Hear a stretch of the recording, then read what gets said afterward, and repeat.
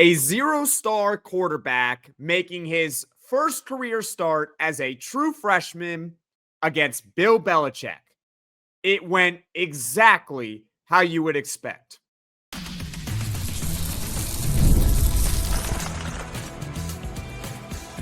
You are Locked On Syracuse, your daily podcast on the Syracuse Orange. Part of the Locked On Podcast Network, your team every day. Oh, sorry, I'm supposed to talk for 30 minutes? Oh, this is going to be a doozy. Well, hello, everyone. I'm Jackson Holzer. This is Locked On Syracuse. Thank you for making Locked On Syracuse your first listen of every single day here on the Locked On Podcast Network, your team every day. Of course, we're always free and available wherever you get your podcasts, and we react to every single Syracuse football game here on this channel, which means we are reacting to Syracuse's 27-10 loss to North Carolina on Halloween. Happy Halloween, everyone. What was your costume? Comment your costume in the comment section below. I'm going to do my best to make this a full podcast. I can't promise you it'll be a full podcast, but we'll see. I'm known to be a pretty good talker from time to time, so we'll see how long I can really stretch this out here. Oh, you actually want me to talk about the game? We'll get into the game. Don't worry. But before we get into the game, let's just accept reality.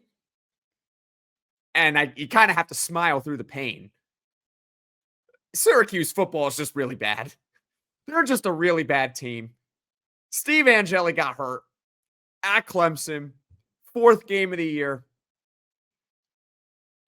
They haven't won since. They haven't even been close. Like, this was probably the closest they've been because we'll get to it. They had a halftime lead, but they really have not been close.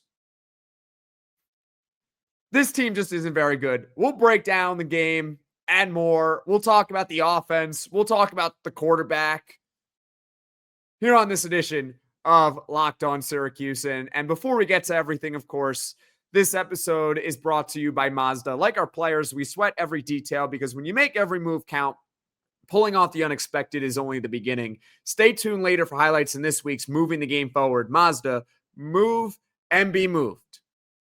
So before the game, there was actually some good vibes. Like, you kind of felt it. Like, I know I wasn't there, but like just watching it on TV and hearing from people who were at the game, there was actually some good vibes heading into it. And the reason why there was some good vibes is because Fran Brown said, you know what, screw it. Goodbye, Ricky Collins.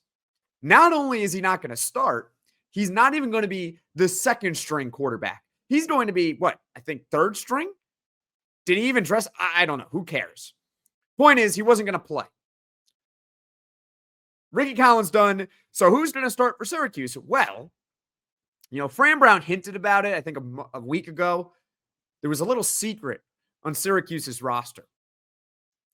That secret was revealed, ladies and gentlemen, because the quarterback that started for the Orange and played the majority of the game, Joe Filardi, a true freshman. Okay, true freshman, but that's fine. 4-star recruit. That sounds great. Wrong sport. 4-star lacrosse recruit.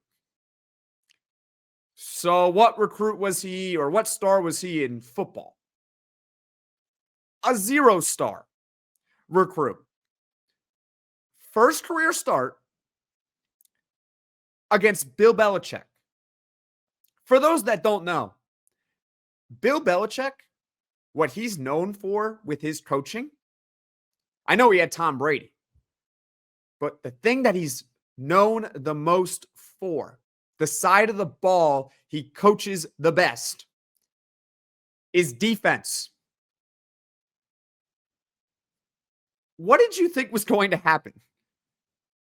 I'm not even mad at Joe Filardi. I'm not mad at Fran Brown. I'm not really mad at anyone. I'm kind of just mad at the football gods because Steve Angeli got hurt and this team has no other option. None. And we'll talk about Luke Carney in the second segment of this show. We'll get to the thoughts on him. But, I mean, I'll pull up a picture of Bill Belichick during the game right now on YouTube for those that are watching. This was all of us, Bill Belichick looking bewildered watching the Syracuse offense. They can't move the ball. Straight up. And what's even more mind-boggling is that Syracuse had a lead. Multiple leads, in fact. Syracuse actually led 7-3 and 10-3 in this game. How did they score a touchdown? Glad you asked. Believe it was in the first quarter. It was a crossing pattern. The receiver caught it for North Carolina. Devin Grant with a hit stick knocks the ball free. Anwar Sparrow picks it up. Goes about 50 yards down the field. A scoop and score touchdown. Exactly what Syracuse needed. Because they're not going to be able to move the ball that much. The only way they're really going to score is with a defensive touchdown. And they get it. They get a defensive score. And then, magically, Syracuse's offense starts to move the ball ever so slightly. Some positive runs. They get into a goal-to-go situation. Drive stalls. Fine. They get a field goal 10-3. Interesting. Here's the kicker, though. End of the first half. I'm going to read you the stats. You ready? North Carolina outgained Syracuse 208-71. They nearly tripled Syracuse in total yards in the first half.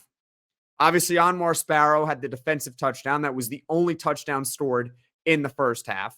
Joe Filardi, the quarterback that started for Syracuse, he was 1 for 11 for 25 yards at halftime. I'll repeat that.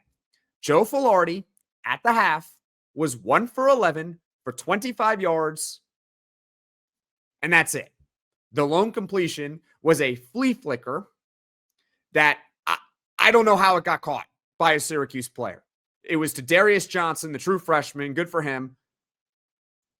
It should have been intercepted, but you know what? I'll take it. I'll take any completion at that point. It was late in the first half. Cool.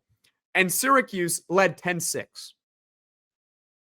That is a Halloween football game, ladies and gentlemen. Thoroughly dominated, but the defense made big plays, including the scoop and score. They got off the field on third down when they needed to, and they led at the break, 10-6. But in the second half, the clock struck midnight. Obviously, it's not a winning recipe to get tripled in yardage.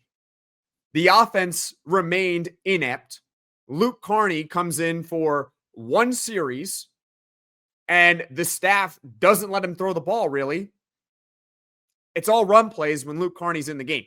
He's only allowed to hand the ball off. I don't get it, but whatever. The offense does nothing, and the defense collapses. The first 3 drives for North Carolina in the second half all resulted in touchdowns. The first one was on the very first play of the drive. It was a fake wide receiver screen, turn the other way towards the right, throw to your running back. And I believe it was June. Broke a couple of tackles. I mean, Gary Bryant just flat out missed him, flat out whiffed. Raheem Long takes a bad angle, and the guy goes 72 yards to make it 13-10 UNC. I honestly felt the game was over right there. I didn't think Syracuse was scoring 3 points. I really didn't. And if you were paying attention to this game, I don't think you thought Syracuse was going to go down the field either. How are they going to get 3 points while simultaneously not allowing any points to North Carolina? The next drive was very typical Syracuse defense. They got North Carolina in a 3rd and 15 situation in Syracuse territory, and in typical Syracuse fashion, they allow a 14-yard play, so they don't let up the first down. Problem is, it goes from 3rd and 15, where it looks like they're only going to get a field goal, to 4th and 1, and North Carolina's looking for the dagger. And Belichick, I think he made the smart decision. because it's not like Syracuse was going to move the ball anyway. So you might as well try to stick a dagger in them. Goes for it on 4th and 1. They get it. A couple plays later, North Carolina, easy rushing touchdown, 20-10. Now the game is really over. And then the final one, Joe Filardi, bless him, he's rolling to his left. He might have just straight up forgot that there was someone near him. Fumbles. North Carolina set up in great field position in Syracuse territory, and they capitalized with a 21-yard receiving touchdown. At that point, it was 27-10. The score remained 27-10. I thought the game was over at 13-10. It was definitely over at 20-10. So honestly, I just started prepping this podcast when it was 27-10. Fair enough. I mean, did you think that Syracuse was going to come back? Probably not. Comment your thoughts in the comments section below. I hope that was a good recap of the game, ladies and gentlemen. But don't worry, we still got plenty more to talk about here on Locked On Syracuse, because we'll get into the offense and how I don't know what they're supposed to do. So stick with me here on Locked On Syracuse as we smile and laugh through the pain. This episode is brought to you by Mazda's Moving the Game Forward. For those who believe it's not just about playing the game, it's about redefining it. There are moments that do more than put points on the board. They move crowds, move culture, and keep moving the game forward. This week's moment that moved the game forward, Anwar Sparrow, a scoop and score touchdown, the only touchdown that Syracuse scored on Friday night against North Carolina. When you follow what moves you, the unexpected is only the beginning. And just like there's more to every highlight, there's more to a Mazda vehicle. Mazda, move and be moved. Locked On Syracuse, Jackson Holzer. Let's chat about the offense. After Syracuse's 27-10 loss to North Carolina. North Carolina isn't even good. Actually, they're just bad. They're not a good team at all. Syracuse made them look pretty good. Just saying. That's the state of Syracuse football right now. The offense. Let's start with the quarterbacks. Joe Filardi. His stats, I'm getting to it right now. Let's see. Joe Filardi. Oh boy, it's worse than I thought. 4 of 18 for 39 yards. Didn't have an interception, but he did have that fumble. What do you want me to say about Joe Filardi? Am I supposed to rip him? He's a 4-star lacrosse player. He's a 0-star quarterback. In no way, shape, or form should he ever be on the field as a true freshman.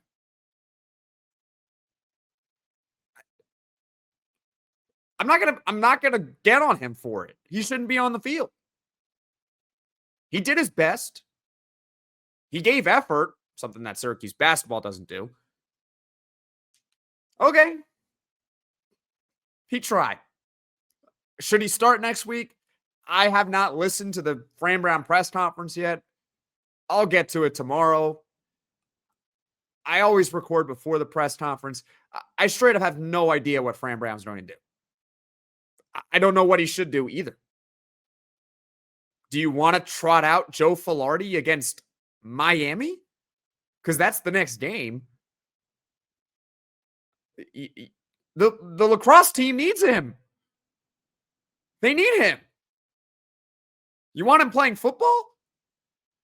I mean, Gary Gate might have to call Fran Brown. I don't know if it's a good idea to trot him out there against the Miami defense. No, thank you. Luke Carney,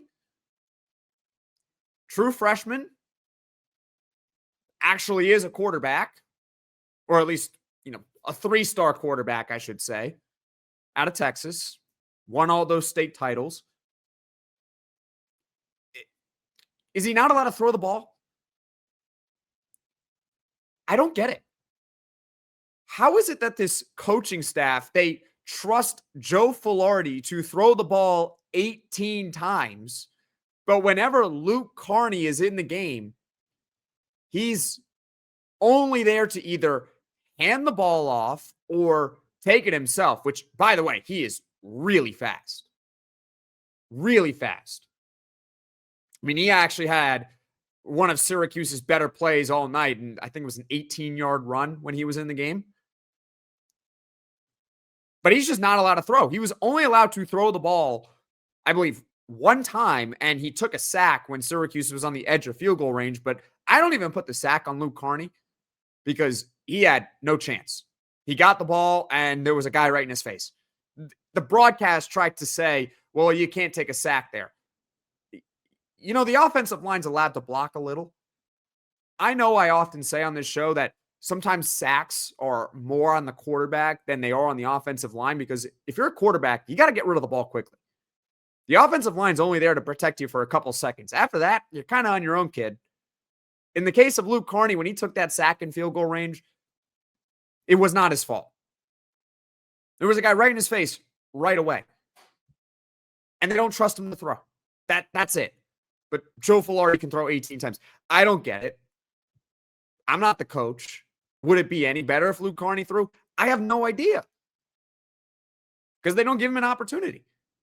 Jakari Williams, redshirt freshman, he can't even get on the field. He can't get on the field. So let me get this straight. He can't beat out a lacrosse player. He can't beat out a true freshman. He could not beat out Ricky Collins. We know that because they had a competition when Ricky Collins arrived in December. So there shouldn't be any more Jakari Williams truthers out there. Okay, so the quarterback situation, goodbye. Receivers. They're just doing cardio out there. What do you want them to do? What are they supposed to do? The guy under center cannot deliver the ball to them. We got some talented guys. We saw that this offense can really click with Steve Angeli. And trust me, if Steve Angeli were still on this team, or he is on the team, but if he were healthy, I think the offense would be significantly better. And we'd see more of the talent that Syracuse does have on the outside. But right now, they don't have a quarterback that can get them the ball. And so they're all just doing cardio. Offensive line, I mean, it wasn't great heading into the year. That was one of my concerns about Syracuse football. It looks a whole lot worse when you don't have a quarterback there. A whole lot worse. And the running backs, I mean, they could be decent. I like Yassine Willis. I don't think he's perfect, but I like him. Tyreek Hill, maybe he's something. He's a freshman. Will Nixon, he's going to graduate, so he's not going to be on the team next year, but he's all right. He's a player. What are they supposed to do? They're not running behind the Great Wall of Dallas. In fact, it's the opposite. The run blocking is worse than the pass blocking. And their quarterback, for whatever reason, either can't throw or isn't allowed to throw. So defenses can just stack the box. Good luck doing anything. This is an offense that straight up can't move the ball. They are the worst offense in the Power Four. Statistically, it won't say that because they were really good in the first 4 games when they had Steve Angeli. But find me another offense in the Power Four right now that is worse than Syracuse currently. And is there any solution for this offense? I think the answer is no. You think it's going to get better next week when they have to play Miami? Or after the bye when they have to go to Notre Dame? Notre Dame? In the freezing cold? What? I'm concerned. They can't do anything against North Carolina. And you're going to go into South Bend. A game that would be hard enough even if you had Steve Angeli back there. Hello? Is anyone else not concerned for the health and the well-being of the Syracuse players? It's going to be a massacre out there. They're going to have to send in the National Guard. This offense is so bad, and I know it's not like the greatest analysis right now. It's not the greatest X's and O's analysis here sometimes on Locked On Syracuse, but the coaches that are in charge of the X's and O's, they don't have an answer either. There is no answer. You want to run Dan Villari at Wildcat? Good luck. That'll work for maybe a drive against Miami, and that's about it. A drive against Notre Dame, and that's about it. If you have a solution, feel free right now to comment in the comments section below, because tomorrow we're doing the fan reaction show. And so if you have any idea of what Syracuse might be able to do going forward that could help this offense, feel free to chime in. Right now, comment section below, your solution to the Syracuse offense, because I am struggling. Clearly. Coming up, we'll talk about the road ahead for Syracuse football. So stick with me here on Locked On Syracuse. It's almost the weekend. Time to look back and crown this week's MVP on Who Delivered, powered by DoorDash. Just like you can win every Saturday with DoorDash streaks, saving more every time you order. These players deliver when it mattered most. And let's break it down. I guess for Syracuse football, let's go Anwar Sparrow with this scoop and score touchdown. And just like Anwar Sparrow delivered for Syracuse, DoorDash delivers your Saturdays with DoorDash streaks. You save every Saturday you order, stack it up all season. You could save up to $250, including $100 in DoorDash credits. Order this Saturday. Keep the streak alive. Fuel your game day only with DoorDash. Terms apply. Promo period through November 18th. The NBA is back, and there's no better place to get in on the action than FanDuel, the official sports betting partner of the NBA. Even if you missed the start of a game or want to ride the hot hand, FanDuel has live bets on everything from who will score next to fourth quarter comebacks. Plus, you can even combine your live bets into a same-game parlay for a shot at a bigger payout. It keeps every game exciting, especially when your team's making that late push. Right now, FanDuel is giving new customers $300 in bonus bets when your first $5 bet wins. So head to FanDuel.com to sign up and play your game with FanDuel, the official sports betting partner of the NBA. Jackson Holzer, Locked On Syracuse. And folks, thank you all so much for making it to this point of the podcast. And hey, since you've already made it this far in the podcast, if you haven't done so already, please feel free, hit that like button, hit that subscribe button, helps Locked On Syracuse grow to reach all Syracuse Orange fans. And of course, shout out to my everydayers out there who tune into every single Locked On Syracuse podcast. You all are truly the best. I also want to give a shout out to the folks out there that actually sat down, or maybe they were in the building and they watched this game from start to finish, because watching these games, it's my job. So, the team may stink or whatever, but it's my job. It's not your job to watch every single game from start to finish. But if you are one of those people that took time out of your Halloween evening for whatever the reason, and you decided to watch this game, I got to give you a round of applause. I mean, you deserve a standing ovation. I'm sitting down right now. I'm not going to stand up, but you deserve a standing ovation if you actually watch this game from start to finish. And you actually watch the Syracuse offense and the Syracuse defense crumble in the second half. Bravo to you. As far as the road ahead for Syracuse football, they've lost 5 straight, so they're 3-6. Mathematically, they're still technically alive to make a bowl. I'm struggling to say that with a straight face, but mathematically, all they have to do is win their final 3 games. they're not going to win their final 3 games. I think we all know that, but I'm just letting you know in case you didn't. In case you are the most optimistic Syracuse fan in the world, I mean, bravo to you. But even you got to admit that they are not going to Coral Gables next week and beating the Miami Hurricanes. They are not, after the bye week, going to South Bend, Indiana and beating Notre Dame.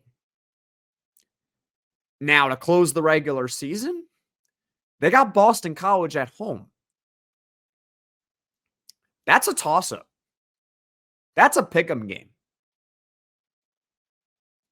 I'm right now leaning towards a Boston College win. At least they have someone back there that can throw.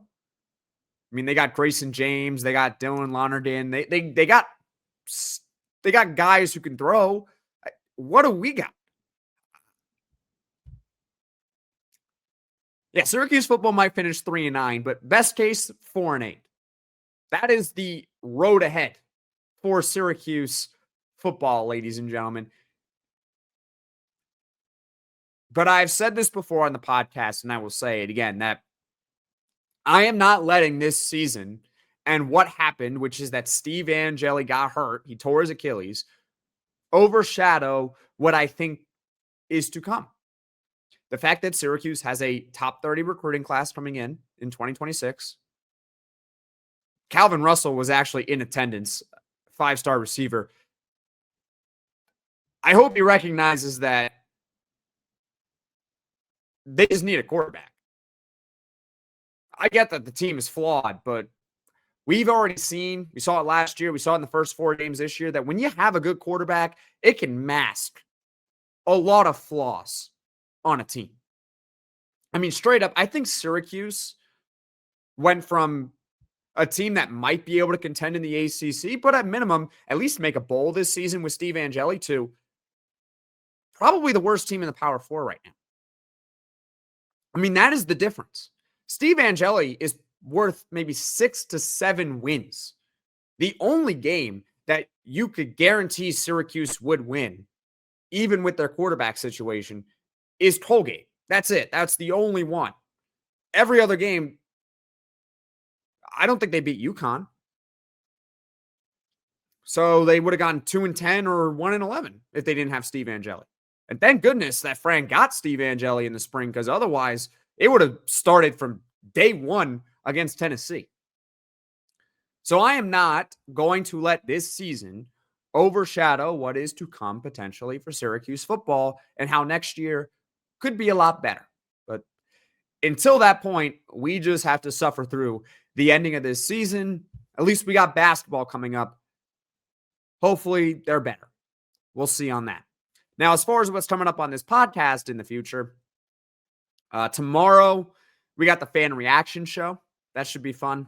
Sunday, no podcast. Monday, Syracuse basketball season opener against Binghamton. There will be a full post-game reaction podcast. Folks, thank you all so much for watching.